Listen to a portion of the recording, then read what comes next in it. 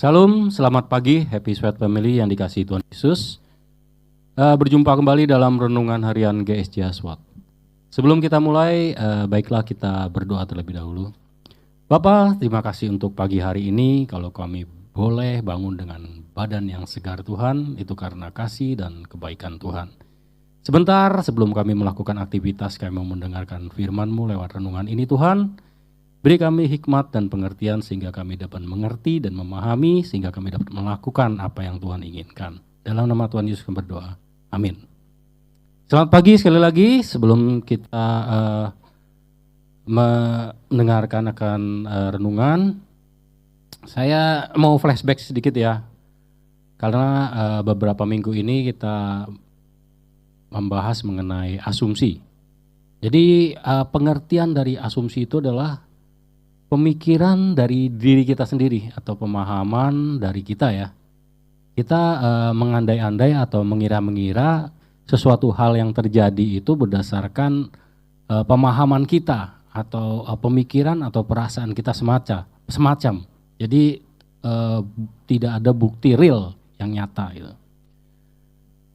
Kalau pada renungan yang sebelumnya saya berbicara mengenai bahaya asumsi, kali ini saya mau beri judul renungan saya adalah pikirkanlah perkara yang di atas. Ini masih dalam kaitan dengan asumsi.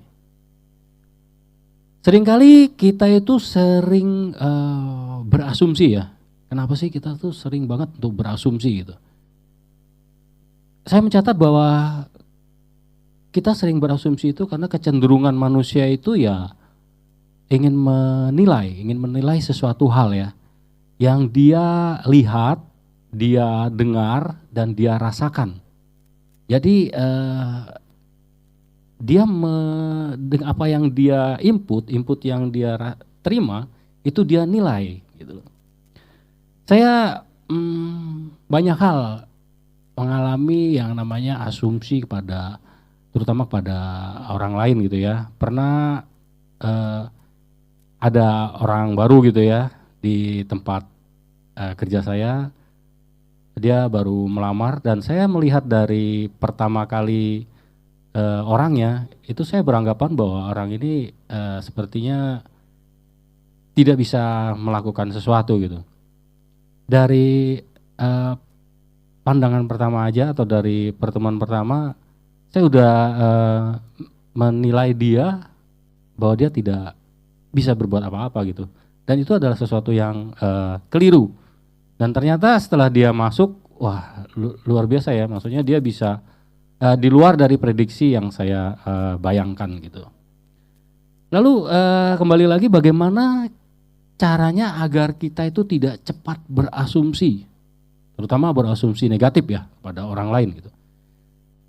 Ini jawabannya di dalam Kolose 3 ayat 2 yang dikatakan sebagai berikut, pikirkanlah perkara yang di atas, bukan yang di bumi.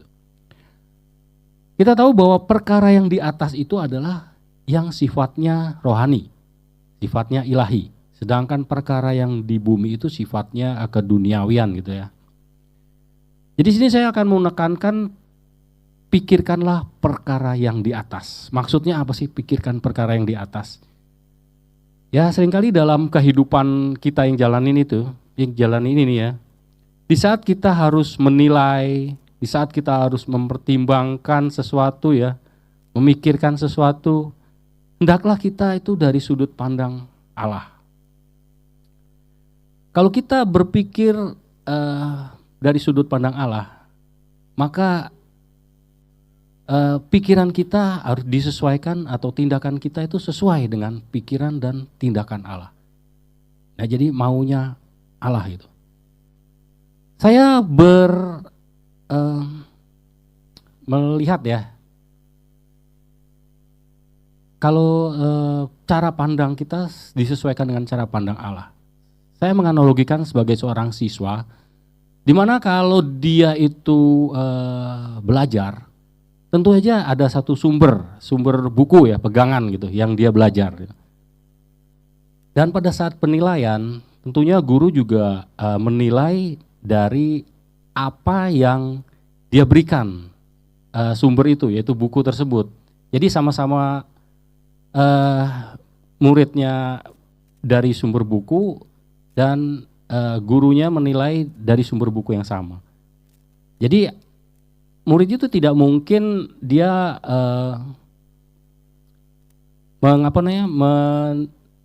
menyampaikan sesuatu hal yang bukan dari buku, dan guru pun tidak mungkin menilai di luar daripada buku. Nah, itulah maksudnya adalah asumsi pandangan ini adalah bagaimana kita harus mempunyai cara pandang yang sama, yaitu cara pandang dari sumber firman Tuhan. Kalau ini dijabarkan dalam Filipi 4 ayat 8 yang menyatakan, jadi akhirnya saudara-saudara, semua yang benar, semua yang mulia, semua yang adil, semua yang suci, semua yang manis, semua yang sedap didengar, semua yang disebut kebajikan dan patut dipuji, pikirkanlah semuanya itu. Nah, ini adalah penjabaran dari pikirkanlah perkara yang di atas kan ya. Supaya kita dapat memikirkan semuanya itu, perkara yang di atas, kuncinya yang terpenting adalah kita harus terhubung atau terkoneksi dengan Bapa kita di surga. Gitu. Ini diperkuat dengan Yohanes 15 ayat 5 yang berbunyi, akulah pokok anggur dan kamulah ranting-rantingnya. Barang siapa tinggal di dalam aku dan aku tinggal di dalam dia, ia berbuat banyak. Berbuah banyak, sebab di luar aku kamu tidak dapat berbuat apa-apa. Jadi sangat ketergantungan kita kepada Bapa gitu. Ketergantungan kita kepada Allah itu sendiri. Jadi saling terhubung gitu ya. Terhubung di sini saya mengategorikan dalam dua bagian ya. Yaitu kita harus memiliki suatu hubungan yang intim dengan Tuhan. Punya tali ikatan gitu. Sebagaimana selayaknya seorang suami istri itu adanya keterikatan ya, hubungan yang intim. Sering yang jelas sering berkomunikasi, sering berbicara, sering berdoa gitu ya, menyembah, ibadah, mendengarkan firman Tuhan dan lain-lain. Itu adalah hubungan yang dekat dengan Tuhan, dengan Bapa gitu. Yang kedua adalah kita juga harus memiliki hati yang melekat kepada Bapa. Jadi kita tahu apa yang Tuhan mau ingin kita lakukan, itu kita lakukan gitu. Hati yang melekat kepada Bapa. Jadi kita tahu hatinya Tuhan gitu loh. Contohnya adalah bagaimana kita bisa peduli akan pekerjaan Tuhan. Kita juga mengasihi akan jiwa-jiwa gitu ya. Itulah jadi kita rindu untuk melakukan kehendak Bapa. Yang kedua adalah bukan memikirkan perkara dunia. Bukan memikirkan perkara dunia artinya memang di dunia ini kita masih perlu makan, kita masih perlu pakaian, bisa perlu sesuatu hal ya yang kita butuhkan untuk hidup di dunia ya. Tapi jangan sampai kita hidup hanya untuk mencari harta duniawi, kita hidup hanya untuk mencari kesenangan semata, hanya mencari keuntungan sendiri, mencari pamor atau pengakuan sendiri gitu ya. Jadi kalau pikiran kita selaras dengan pemikiran Allah dan pemahaman atau sudut pandang kita dari sudut pandang Allah, maka kita bertindak sesuai dengan kehendak Allah atau kemauan Allah itu sendiri.